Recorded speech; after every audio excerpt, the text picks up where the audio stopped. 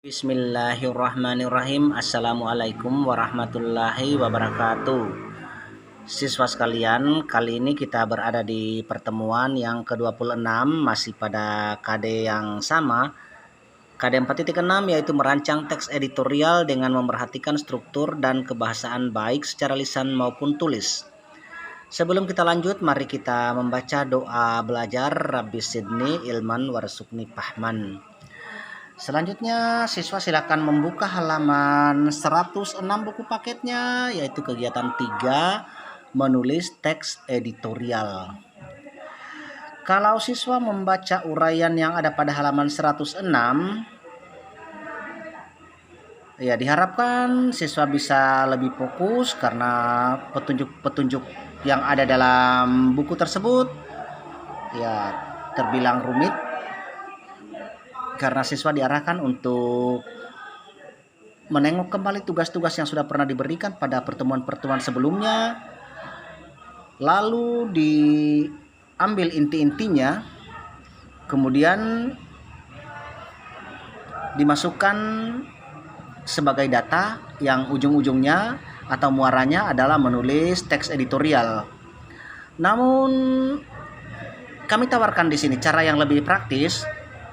Ya, siswa silakan mencari data yang lagi hangat-hangat dibahas, apakah itu tentang dunia olahraga, ataukah itu berita politik, atau mungkin yang lagi mendunia ini berita tentang corona, bisa saja dijadikan sebagai bahan teks editorial.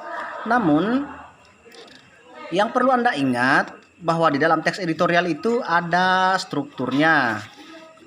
Terdiri atas 3, bisa Anda kembali pada halaman 98. Yang pertama itu ada pengenalan isunya. Ya, pengenalan isu itu yang menjadi intinya apa yang akan Anda bahas. Kemudian setelah itu Anda menemukan atau menuliskan penyampaian pendapat berupa argumen. Dan di paragraf terakhir ada yang disebut sebagai penegasan. Jadi setidaknya siswa akan menyusun sebuah teks editorial paling sedikit 5 paragraf.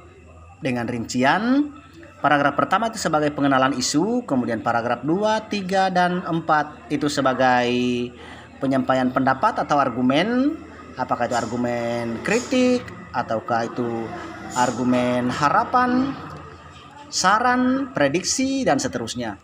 Kemudian di paragraf terakhir ada yang disebut penegasan. Ya, saya kira dengan bermodalkan pelajaran-pelajaran sebelumnya, ya insya Allah Anda bisa menyusun satu teks editorial. Ya, diharapkan antara siswa yang satu dan siswa yang lain tidak ada yang sama teks editorialnya. Ada banyak berita yang bisa dimasukkan sebagai bahan untuk menulis contoh teks editorial. Nah, kalau masih ada lagi kendala, silakan bertanya kepada guru yang bersangkutan atau guru mata pelajaran. Saya kira di pertemuan ke-26 ini saya cukupkan sampai di sini. Saya tutup dengan doa kifarat majelis. Subhanallahi wa bihamdihi, subhanallahi wa bihamdika, asyhadu an la ilaha anta wa astaghfiruka wa atubu ilaik. Assalamualaikum warahmatullahi wabarakatuh.